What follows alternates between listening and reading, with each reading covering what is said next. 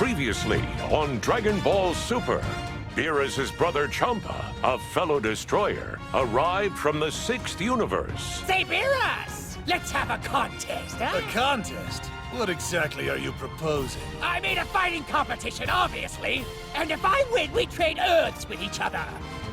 Champa suggested a 5 against 5 matchup between their universes, offering to give up the Super Dragon Balls he'd collected if his team should lose. All right then, I could use a good battle. The high-stakes face-off has been set in motion, and it's ramping up quickly. Hell yeah! Now, after defeating the resurrected Frieza, Goku and Vegeta resumed their intensive training on Lord Beerus' world.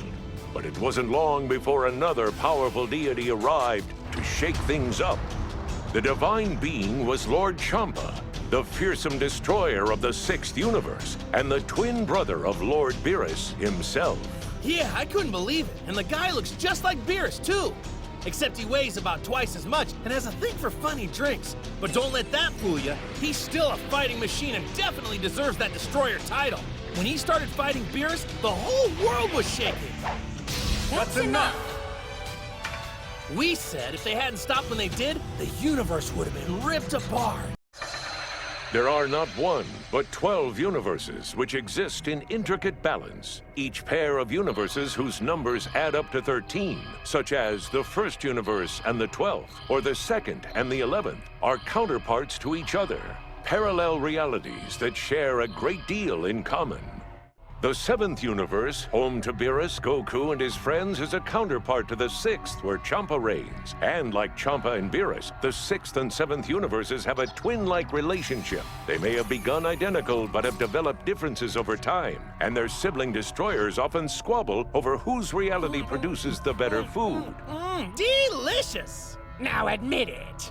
Food from the 6th universe makes whatever slop you offer here taste like hot, sweaty garbage. On this most recent visit, Champa believed he had claimed his culinary victory, but Beerus had a secret weapon. What kind of witchcraft is this? It's instant ramen. I've never heard of that dish. Where did you get this from? A curious planet called Earth. A weird name.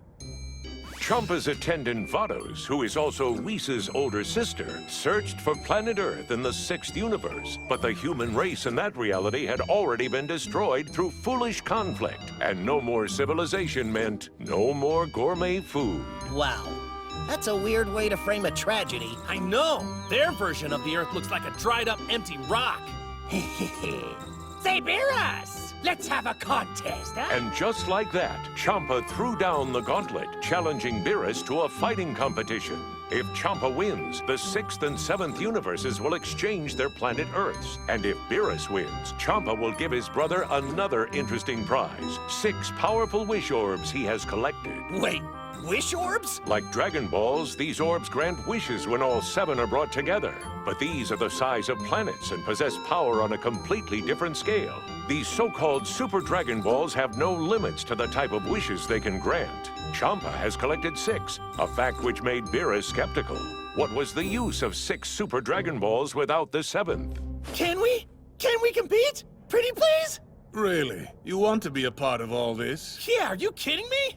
Fighting the strongest guys from whole other universes? Oh, this is what I live for! The concerns of Beerus and Vegeta were no match for Goku's gung-ho passion for this latest, greatest challenge. Aw, come on, they were excited too! Yes, they were excited too, thanks mostly to Goku stirring them up. And that's the story I'm sticking to. All right then, I could use a good battle. Hell yeah! The Destroyers agreed on a 5-man team elimination format, meaning a series of one-on-one battles. The loser of each match would be out, and the winner would advance to fight the next member of the opposing team.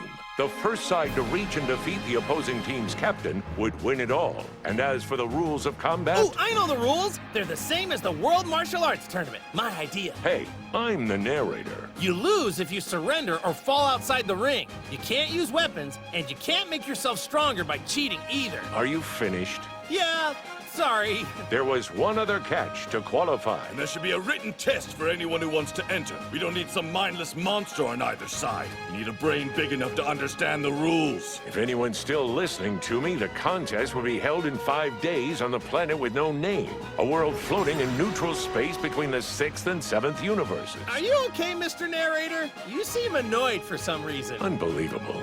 Anyway, back on Earth. Great! Thanks for explaining, man. We'll take it from here. Okay, I quit. Previously on Dragon Ball Super, preparations began for the tournament between universes, and Bulma worried over what could happen if either destroyer won.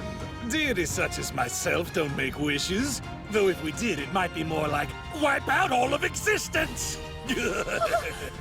Or something similar. Now that would be truly exciting. Was it a joke or an existential threat? To safeguard against the latter, Bulma devised a plan to find the Super Dragon Balls in the 7th universe, hoping to counteract wishes made by the Super Dragon Balls from the 6th.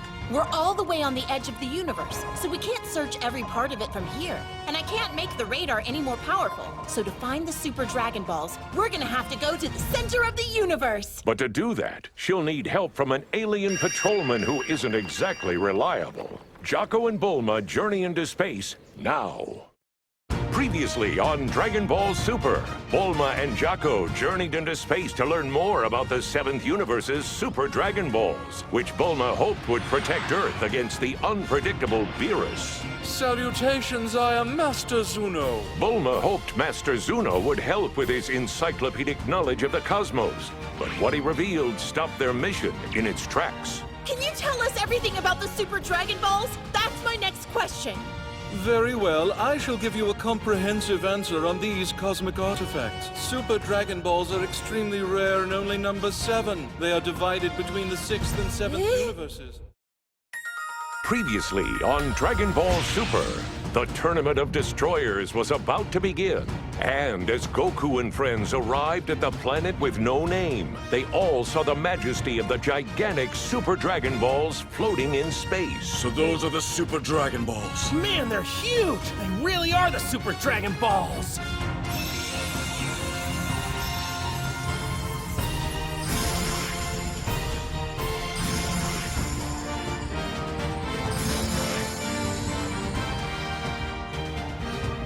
But already waiting on the planet below were our heroes' counterparts and their tournament opponents from the 6th universe. That looks like a robot, isn't that cheating? But I don't know, maybe he's some kind of robot-like person. Goku, look. Huh? Ah! Whoa, that looks like Frieza! I guess their universe has one too. And that bear guy looks pretty tough. If Lord Beerus's team loses, Earth will be transferred to the 6th universe and subject to Lord Champa's whims. The fate of Earth once again hangs in the balance as the Tournament of Destroyers begins now. Previously on Dragon Ball Super, the competition between the 6th and 7th universes began at last.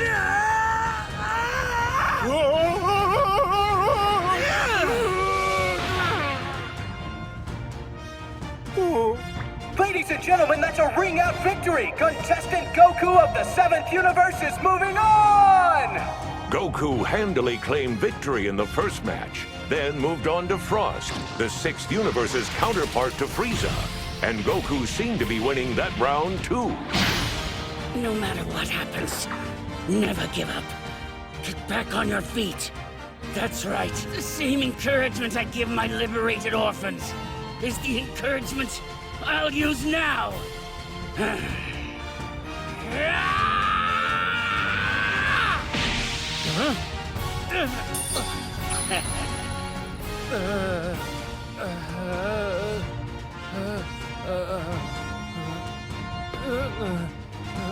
This match is over.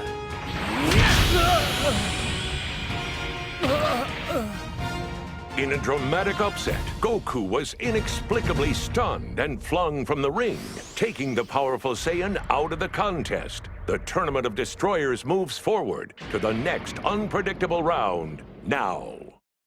Previously on Dragon Ball Super, Frost, known as a heroic ambassador for peace in the 6th universe, defeated Goku and Piccolo in the Tournament of Destroyers. But then, Frost's true nature was exposed.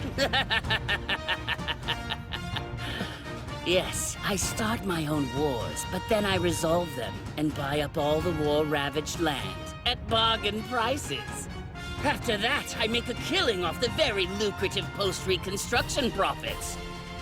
I'm telling ya, it's quite a business model I've cooked up here. I'm the problem and the solution. That's funny. Now he doesn't seem to be all that different from Frieza. He cheated! Frost has been using a weapon which is prohibited by the rules.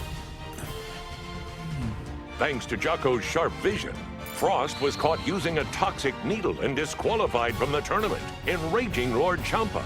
You really think you can just walk away after bringing this kind of shame on me? I will destroy you! Hold on! There's no need for threats, and no need to disqualify him.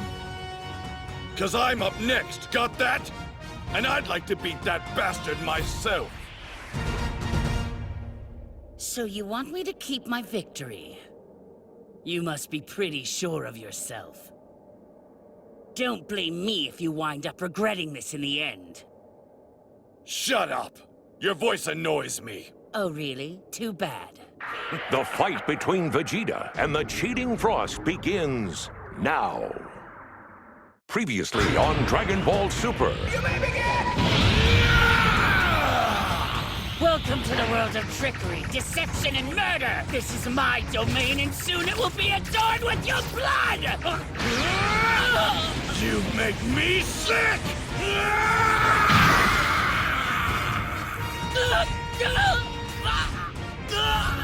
In the Tournament of Destroyers, Vegeta defeated the villainous Frost with a single blow.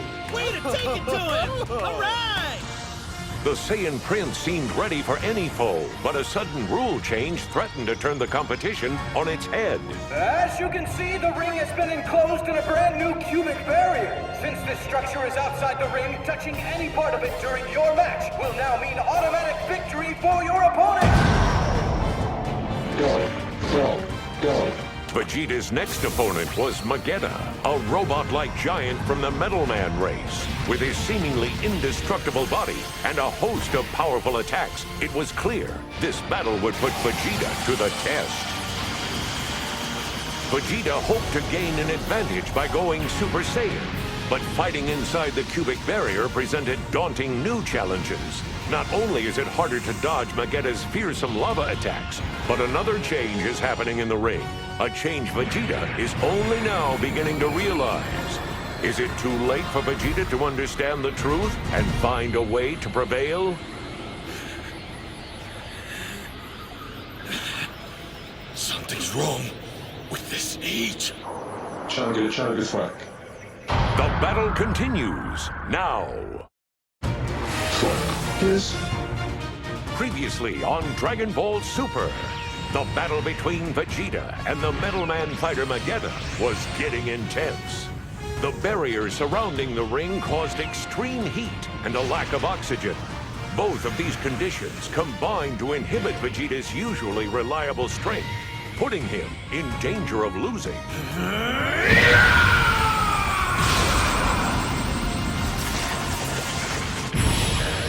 But then, using his powerful energy, Vegeta shattered the barrier. Because you're finished, you pathetic pile of junk! And roared back from the brink with a match-winning attack. Contestant Vegeta wins the match! After triumphing over the daunting obstacles, Vegeta faces off against his next opponent, the 6th universe's own Saiyan. Now it's my turn to fight. Previously on Dragon Ball Super, Cabba, the Saiyan contestant from the 6th universe, challenged Vegeta. But unlike Vegeta and Goku, he lacked the ability to transform into a Super Saiyan. Teach me. Teach me how to transform like you do. It's shameful, yet you dare. Call yourself a Saiyan! Cabba's weakness infuriated Vegeta, and the Saiyan Prince viciously attacked him until it awoke the rage within him. I will make you pay! The best trigger for the Super Saiyan transformation is anger. So hold on to that feeling you just had. Right. Vegeta's rage was merely tough love in order to train his fellow Saiyan. Making Vegeta the winner! Frost, Magetta, Cabba, all defeated. Vegeta fights his next opponent now. Previously on Dragon Ball Super, the 6th universe had been whittled down to its last most fearsome warrior, the legendary assassin Hit. Vegeta powered up to Super Saiyan Blue, but not even that could stop Hit's astonishing special attack.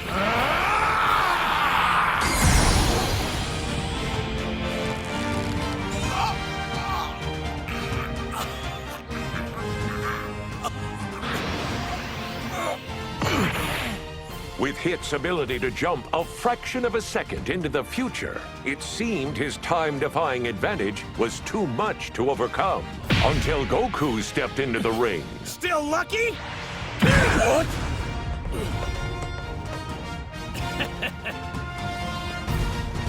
Your whole advantage is moving 1/10 of a second forward in time for a surprise shot.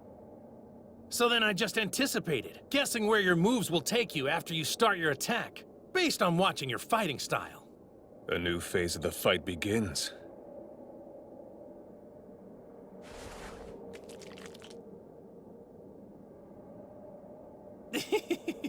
You're finally taking this thing seriously, aren't you? Then I'll be doing the same, Hit. Now I'm going all out!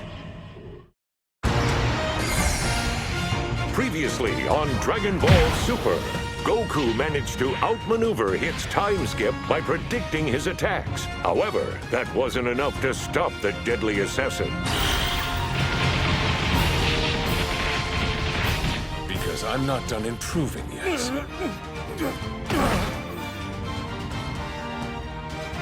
That time I skipped forward half a second, which is 5 times better than my initial technique and obviously more than you can handle. As Hit continued to enhance his own powers throughout the battle, Goku finally revealed a new spin on an old technique. Now I'll show you the Kaioken!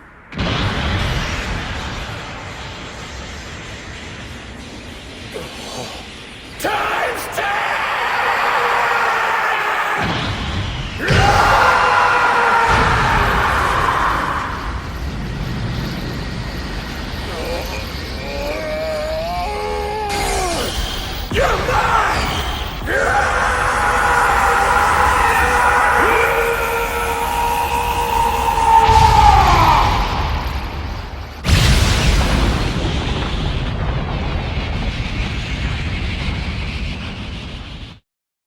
Previously on Dragon Ball Super, the Tournament of Destroyers, which would decide if Earth would stay put or be sent to a different universe, had reached its final and decisive blow. That's a ring out!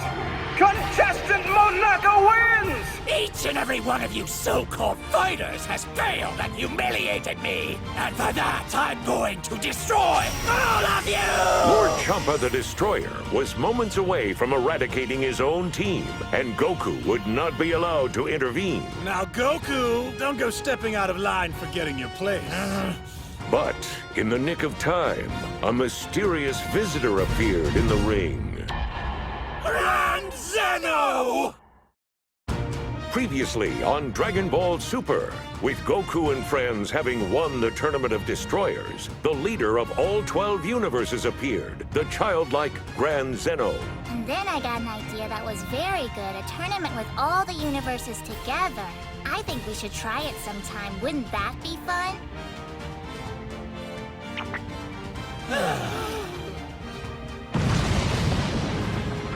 Under the terms of his bet with Champa, Beerus took possession of the Super Dragon Balls and summoned the Super Dragon.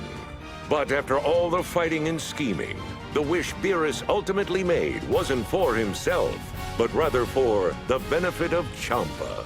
That was very kind of you, sir. Kindness has nothing to do with it. I just want him to owe me. And so the quarrel between destroyers comes to an end, as Goku and the other heroes of the 7th universe return to Earth to celebrate and begin a new adventure. Now, previously on Dragon Ball Super, the alien Monaka surprised everyone by showing up at the Tournament of Destroyers victory party, and Goku was eager to fight him. All right, Monaka, let's throw down! Hold on, you can't just take liberties like that. To prevent Goku from learning that Monaka was actually much weaker than advertised, Beerus took drastic measures, disguising himself as Monaka and taking on Goku. It was a close call, but Beerus managed to get through the battle without Goku learning the truth. Go on, tell me I deserve that. Well, honesty is the best policy.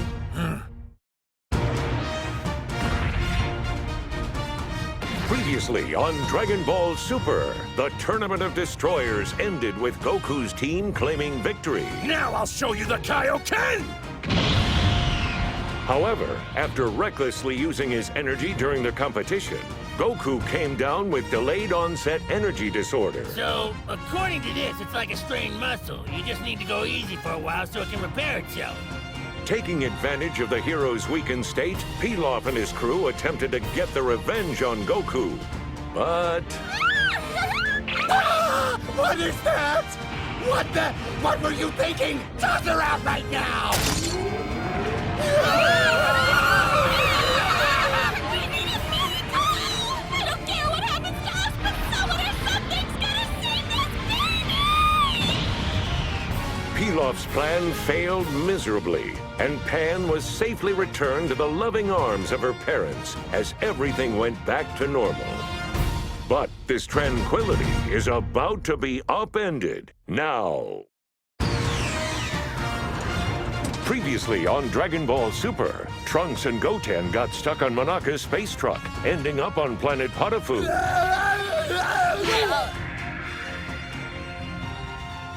It's been way too long since I've seen you, so how have you been? Knowing where Monaka was headed, Bulma sent Vegeta and Jocko to pick up the boys.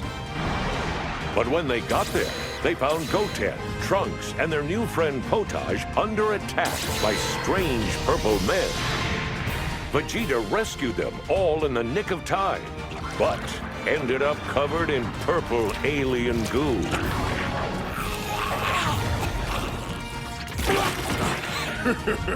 This is why you're weak. Vegeta's run-in with the strange liquid resulted in the creation of some kind of duplicate. What the hell? The story continues now. Previously on Dragon Ball Super, Goten and Trunks were poking around the back of Monaka's space delivery truck when they got locked inside and wound up on planet Potafu. There, the boys learned about superhuman water, a substance that can absorb a person's power and perfectly replicate them. It was locked up on planet Potafu, but notorious criminal Grill the Sautean managed to break the seal and unleash it. Vegeta arrived to rescue the boys, but soon had all his powers sucked out by the superhuman water as it made a nefarious copy of him. Those whose power have been drained are doomed to die, unless the superhuman water duplicates are defeated before they completely disappear. An all-out fight with Vegeta with both our lives at stake? Now that I'm healthy again, this sounds like a ton of fun! Oh yes, I couldn't agree more. Goku must defeat the duplicate Vegeta in order to save the real Saiyan Prince. Their epic battle begins now. It's been a long time. The name's Trunks. Earth's future was supposed to be peaceful once Cell was defeated. And it was, until he showed up. Mom, please just sit tight. I'll win back that peaceful world no matter what it takes.